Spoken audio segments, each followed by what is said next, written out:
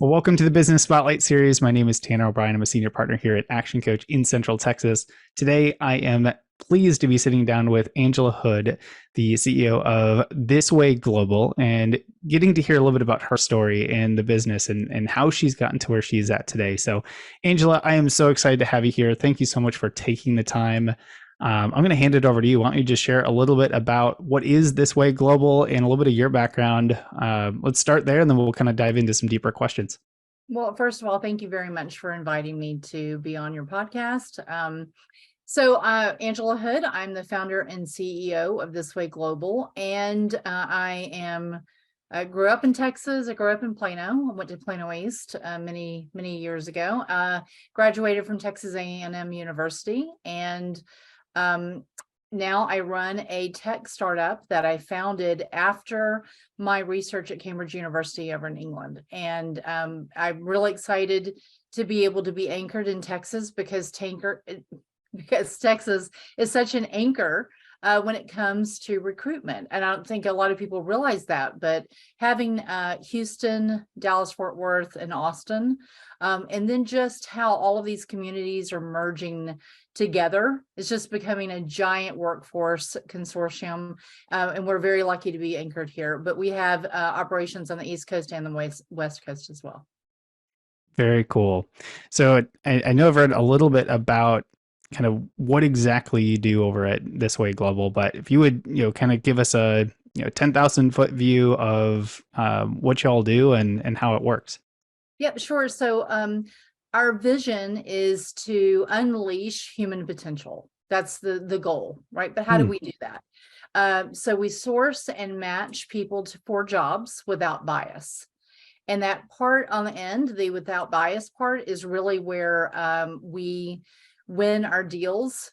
It's also where we unleash the potential that our vision is aligning to. So people don't realize there's a lot of bias on behalf of candidates, not just recruiters, not just hiring managers, but candidates have a lot of bias about who they want to work for and what their job title is going to be. And the more diverse a candidate is, the less likely they are to apply for a job. They generally will want to be overqualified by about 150%. And that causes them to apply for a job and then get immediately disqualified by the people that are reviewing them because they say that they're overqualified. It's interesting. Yeah. Very fascinating. Yeah. The problem is not all on the side of the employers. It's not all on the side of, people blame big data, they blame big software companies. But really what we've got to be able to do is say we've got to look at people in a very fair way, and we've got to understand what's happening based off of the data and really use technology to help both sides. And so that's where we come in. Very cool. And is it primarily, like, when you look at who's the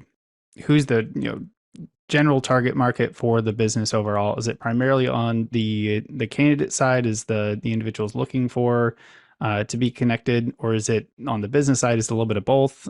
What would you say is kind of where the primary focus is? So our customer is both sides. Our customer is the businesses that need to hire people, and our customer is also the candidates. But the customer is the only one that pays us. So the company pays us to find the right candidates. We do not charge individuals. But I will say this, we treat them like a customer because they're not currency, they're not a pawn, and we need to value them in the same way. So if we come to a business decision where we're not sure who we should care for more, we always care more for the candidate, which shocks people sometimes, but it is a thing that's a differentiator for us. And it's why we have over 169 million people that we connect jobs to their profiles. So if we didn't have that kind of trust with people, we wouldn't have the people in our platform. It's amazing. So if I could, I'd love to just take a step back and talk about how you got into this industry and choosing to start this specific company out of anything that you could have done in life. What was kind of the leading piece into starting This Way Global? Fascinating enough, as I was graduating from college, that's when I started the career fair at the College of Architecture at Texas A&M University. And recently I was honored to be named Outstanding Alumni from Texas A&M, and a lot of it was back to very many years ago when I started that process, which has now evolved into an incredible career fair that happens at A&M multiple times a year. And I have to say that it was much smaller when I started it, but it was I would say the beginning of something that's very big, which is This Way Global. Many years passed, and it evolved into what we have today. But I started off in the construction industry. I did not start off in software. And I think I'm a huge example of how we as individuals can translate into another role. We can become something different. We can evolve ourselves if allowed to do so. And that's the challenge that companies have right now. Sometimes they won't look at a person like me and say, you were a construction engineer and can you be a software engineer? Yes, I can. I have to want to. I have to be willing to dig deep and figure out how to do those things. But we as humans have very translatable skills, and the companies that can see that potential and let people, I will say, expand their own potential inside their organization, they really win from that. I mean, can you imagine if you allow someone to do something that they're truly passionate about, you tap into a whole different version of them. Oh my goodness, I couldn't agree more. That is absolutely amazing. Oh, that's so cool. So I always kind of ask the question on, is this always what you wanted to do, or kind of some variation of that? But when you kind of look back on, early years and growing into it, has kind of entrepreneurship or just the idea of starting your own business always kind of been on the table, or that just kind of evolved naturally as you went down this path? So I believe that people can become an entrepreneur later in life, but for me, I think I just was one. I think I was just born like that. I did not know. I'm very fortunate, let me say this, in the fact that entrepreneurs were in my family. So I saw what it looked like. I just thought everyone had a company. Like I thought, like one day I'll have a company. And then I found out one day, I mean, I was probably in 6th grade, 7th grade before I realized that not everyone has a company.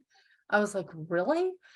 And so then I started asking about that, and I was like, well, I want to have my own company. So I had a company at 12. It was standing in line for being paid to stand in line for tickets. Back then, we couldn't go online and buy tickets, right? There was not, no one was fighting it digitally for Taylor Swift tickets. We would have been camping out for 2 days in a row at a Sears Ticketmaster outlet, is what would happen. And so we would stand in line for people so that they could go to the bathroom, go get pizza, go pick up kids, whatever. We would stay in the line in 15-minute increments, and that's how we would get paid. So I was 12 and I was making plenty of money. And I was like, well, I don't need to babysit and mow lawns and all the other things that people were doing. And so then it just evolved into that's how kind of like my life was until I went to college. I bartended all through college. And then I married a Marine fighter pilot. We moved so many times that I had to become an entrepreneur just to exist, to have a job, because we never stayed anywhere longer than about a year for the first decade. Wow. So yes, I'm born an entrepreneur, but life facilitated that I needed to be an entrepreneur too. I love that. So in this journey, I have yet to find. So if you're the anomaly, I'm excited to hear more. But I've yet to find an entrepreneur, business owner that has had a very smooth, always upward path as they go through. Usually, there's ups, there's downs, there's challenges, there's successes, kind of everything across the board. So I'd love to ask, was that also your experience? And if so, was there one challenge or hurdle, roadblock, something like that, that stands out in your mind that really was kind of call it a pivotal moment that really was, a lesson that had to be learned for you to be able to kind of springboard forward, or anything like that, that's kind of a pivotal turning moment, roadblock or challenge that you had to overcome? Daily. There's daily something that's going on that I'm like, I better figure this out. Some are much bigger than others, but anyone that says that entrepreneurship does not have challenges, I would say is lying, or like reading some book that's fiction. So I don't think that that's even possible. I wish, honestly, that we as entrepreneurs talked more transparently about like the problems and the hurdles and how we get past them, because I think it would help other people be either be able to figure out, like, yes, I want to do it, or absolutely I don't want to do it, but they need to know the real story. It's not fun a lot of times. But I will say the biggest hurdle I think we faced, which most companies did, was during COVID. And, we had a rollout as a partner to Salesforce that we were rolling out that was scheduled for the day after the World Economic Forum and health organization both said we're in a pandemic, we're in a global pandemic. And we had this big rollout schedule for the next day. And that was a gut punch that still to this day I can remember. Like, I can tell you what I was wearing, where I was sitting, what TV show was on, everything. It's just like frozen in my head. But I have this rule that I've operated under, and not just for work, but also work, that I give myself 20 minutes to panic, be mad, feel sorry for myself, do whatever the thing is that I feel like I need to do. And then I literally set the timer on my phone. At the end of 20 minutes, I'm like, done. Okay, now let's solve the problem. I will say that day I had to do a couple of series of 20 minutes. Like, I couldn't like quite get past it in the first 20 minutes. It probably took me about an hour and a half before I got there.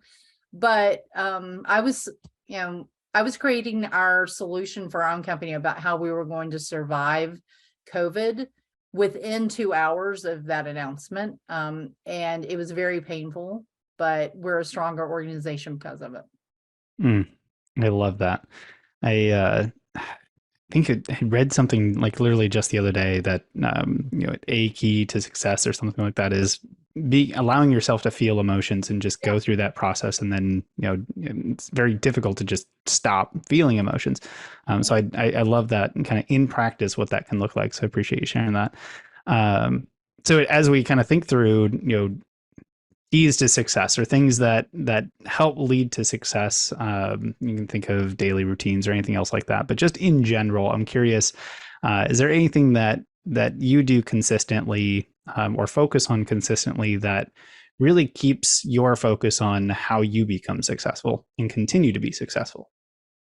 I read a lot, I always have, but I read for very specific reasons typically, which I'll say isn't like the relaxing kind of reading that I also enjoy, but I don't do that very much right now. It's more of, I want to solve this problem. So who do I know has solved that problem? And so I might read, I might listen to a podcast, but honestly, most of the time I read. It's just because that's how I absorb information better. I know podcasts are very popular right now, but for me, it's still, I like reading a book.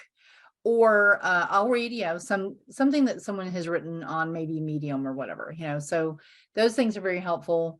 I have a outstanding group of coaches and mentors and advisors. I have probably 30 or 40 that I go to on a regular basis, and I'm available to them too. So it's like mutual. And that's helped to a great deal. And we also are very fortunate. We're Google accelerated, so I can go to Google and their field of experts, and I can ask for help from anyone, which is outstanding. But the last is one of our really big partnerships, probably the biggest that our company will ever have, is IBM. And I can reach inside of the index of IBM and say, I need help with this, or I need someone to help me think this through. But I think that's the biggest help, is reaching out to people that have been there and done this before. Sometimes you just need commiseration. It's a little bit like founder therapy. You need someone else that's been through it. And a lot of times the advice is, what to do. You may not want to know the answer because it's very painful. It's very hard. But, I think most of us know what to do. We just need someone to kind of help encourage us to do it. I love that. And think of just having others around you that been through something before, that know the challenges that business tends to create, that maybe others that aren't in business just don't quite understand the same way. We always joke that business ownership is actually one of the most lonely things in the world. So I kind of want to just dive in on that for a second, because we're firm believers of coaches, mentors, having an accountability group, people that you can go to, that piece of it, and having a network of mentors and coaches and things like that. How impactful has that been in your overall journey in business ownership and entrepreneurship? So I will say it's very impactful, but the one thing I will tell people is that you have to be able to filter. So I could ask 10 of my mentors, right? I could ask them all the same question, and I'm going to get 10 different answers. I could probably slate them like in 3 buckets, if I analyzed it. So if you were looking at it from the outside, you would say, well, you don't really actually have very clear direction, because you have 3 different things to do based off of their recommendation. And so now what? And so it's very easy for people to think that they're not getting good advice, because that's what happens. But what I have to remember is this bucket, oftentimes all the people that are entrepreneurs that have built a company before will have the same similar advice. And then all the people who were entrepreneurs, so they helped an entrepreneur build a business, but they didn't actually start the business, they will have a different view. And then if I ask customers or associates or partners, they'll have a third set of answers. And the truth is somewhere intermixed between those 3 buckets. What do you do that's right for the company, that's right for your team, that's also right for your customers and your partners? And you have to be the one that solves that. That's your job. You're the founder, or you're the CEO, whatever role, if you're not carrying both. So that to me is what I work on. I work on how do I filter? And the thing that helps me filter is Entrepreneur Operating System. We use the EOS framework. And part of the reason why we use it is because it forces you to set your vision and your mission. You have to know what your core values are. And we check our decisions against our core values. And if the 2 don't align, which one's wrong? Usually it's the decision is wrong. Your core values are something that has evolved. So those are usually right. And if you're starting to deviate from your core values, you really need to pause and say, wait, what am I doing? And why am I thinking like this? It's fantastic. So I'm kind of keeping an eye on time here. Before we wrap up, I'm going to ask kind of this question first. And I ask it in the context of think of how to frame it. Question ultimately is, what's the best piece of advice that you've ever been given? And this may have been, a piece of advice that was really important at the time, or it may be, this is the best broad piece of advice that's had the most impact on a more broad or global scale. So you can answer it kind of in whatever direction you want to, but what is the best piece of advice that you've ever been given? Just don't quit.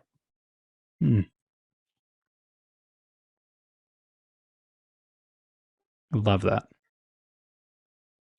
And it really does come down to that. I'm telling you, perseverance. There are 1,000 different reasons to quit all day, every day. Some are bigger than others. It's a hell of a lot easier than not quitting.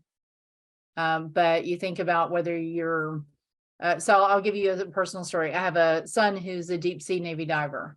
And I used to send him messages every day when he was in boot camp, because he had to get through boot camp, obviously, before he could go to dive training.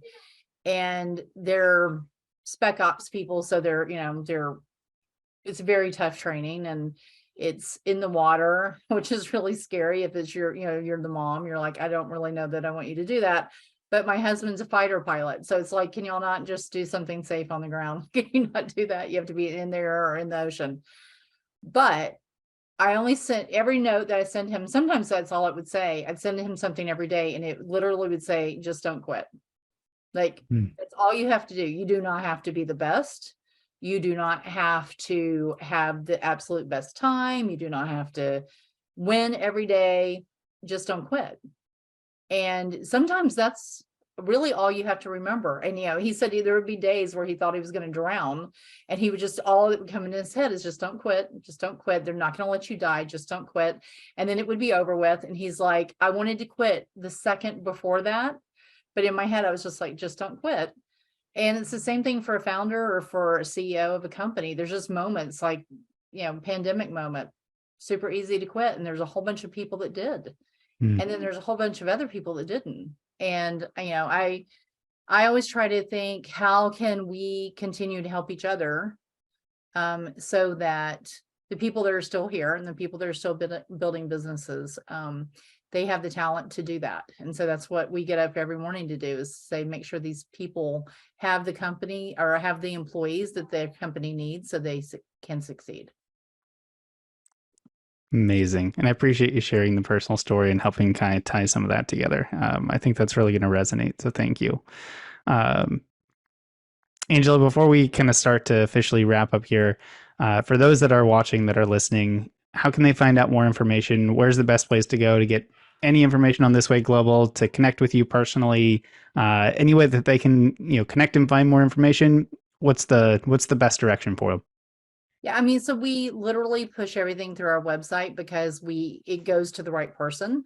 So when people are individuals and they want to make sure that companies can be seeing them and maybe possibly hiring them, we have 5,000 companies that we work with respect to their being customers of This Way Global. So that's thiswayglobal.com. Same thing for a company. If you're looking for talent, you need help. Same thing there. We'll show you if we have the talent for you or not. You don't have to guess. And we are a technology, not a staffing agency. We're not recruiters. We help companies to find people, but we don't do the outreach and all that. We leave that in the hands of the experts. And then the last component is, I would say, if people want to find out just more about our company from a podcast perspective or whatever, we have a podcast called Diversity Podcast. It was started during the pandemic because people, we found out, were missing out being able to ask people questions like during the normal course of a workday, just walking over and say, I have this problem, what do you think? And so it's kind of like eavesdropping. There's no scripted questions, there's no scripted answers, and we just go down a conversation. And people have really enjoyed finding out how to hire more fairly. And people have figured out how to make their resume look better. So it's providing a good service, and I appreciate you giving us the opportunity for people to reach out. Again, that's thiswayglobal.com. Beautiful. I appreciate that. And I will make sure to put that in the description of the video below, and anywhere that we put this out there. I'll even put the name of the podcast and everything in there. I think that's really fascinating, and hope that others go in and check that out. So as we wrap up our time together here, Angela, what is most inspiring to you today? I think seeing that people are coming together in ways that they did not come together in 2019 to try to help each other out. And I know there's a lot on the news about people not helping each other, and a lot of negativity because bad news sells more. But truthfully, that's not really what's going on. We see a ton of companies and a ton of individuals that are all trying to help each other get jobs and find the right talent, and they're going way above and beyond. We have a new partner in Technology Association of Georgia, so they're anchored in Atlanta, and it's 1,000 companies who have all said, we want to hire more fairly, and we want to start looking at talent that's been overlooked, and they're proactively doing that. And some of these companies are the biggest companies in the world. And I love the fact that out of the pandemic came an awareness that we need to do better, and people are doing that. That is very inspiring. Very cool. Angela, thank you so much for taking the time to sit down with me. This has been an absolute pleasure to get to know you a little bit better, to hear a little bit more about your story. I do believe that this is going to resonate, and I highly encourage everyone who's had a chance to view this to check out the information below, connect, learn more. Very, very cool. So, Angela, thank you so much for being here today. Well, Tanner, I cannot tell you how much I appreciate the opportunity. Thank you for inviting me.